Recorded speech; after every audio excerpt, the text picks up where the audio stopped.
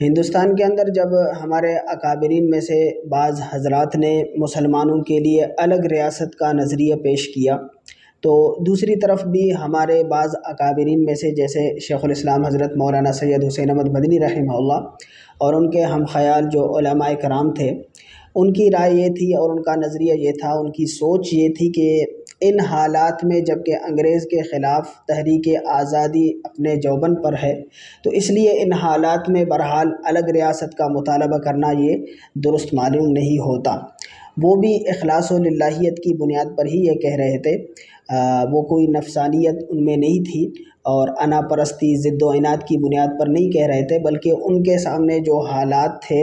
اور جس وجہ سے وہ یہ کہہ رہے تھے کہ بہرحال وہ اپنے طور پر درست ہے، اور جن اکابرین نے الگ ریاست کا مطالبہ کیا، الگ وطن بنانے کا مطالبہ کیا، ظاہر ہے کہ وہ بھی بالکل برحق تھے، اور قائد اعظم محمد علی جناح رحمہ اللہ وہ بھی ظاہر سمجھدار تھے، اور ان کے ساتھ ہمارے اکابرین میں سے جو بھی ہم نوا تھے وہ بھی برحق تھے۔ تو ہمارے اکابرین میں سے ہر ایک باقاعدہ اخلاص و للہیہ کی بنیاد پر ہی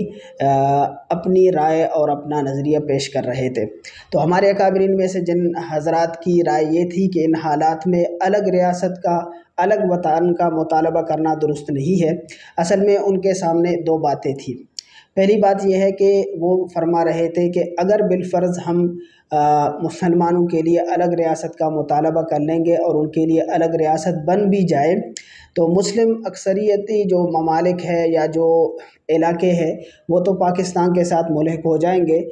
باقی جو جہاں جہاں مسلم اقلیت میں ہے تو پتہ نہیں کہ ان کا مستقبل محفوظ رہے گا یا نہیں، ان کا کیا بنے گا۔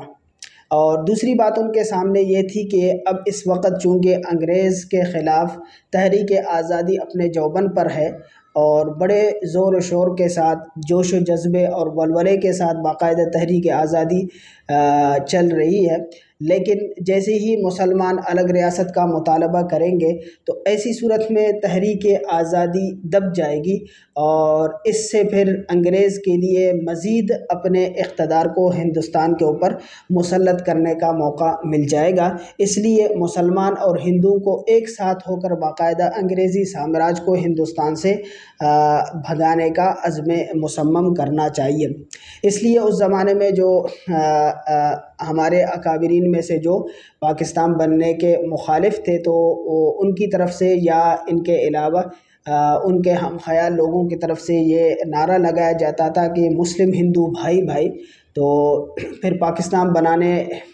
کے نظریے کے جو حامی تھے ان کی طرف سے باقاعدہ یہ نعرہ لگتا تھا کہ مسلم بھائی بھائی۔ تو بہرحال ہمارے اکابرین میں سے ہر ایک جماعت اور جس جانب وہ تھے، دونوں ہی اخلاص و للہیت کی بنیاد پر اپنی رائے اور اپنا نظریہ پیش کر رہے تھے، اور دونوں برحق تھے، لیکن چونکہ ہمارے اکابرین میں سے جو حضرات قیام پاکستان کا مطالبہ کر رہے تھے ان کا نظریہ قرآن و سنت کے نظریہ پر مبنی تھا، اس لیے اللہ تبارک و تعالیٰ نے انہیں یہ توفیق دی، اور اللہ تبارک و تعالیٰ نے مسلمانوں کے جھولی میں وطن عزیز جیسا عظیم مقدس ملک ان کو عطا فرمایا۔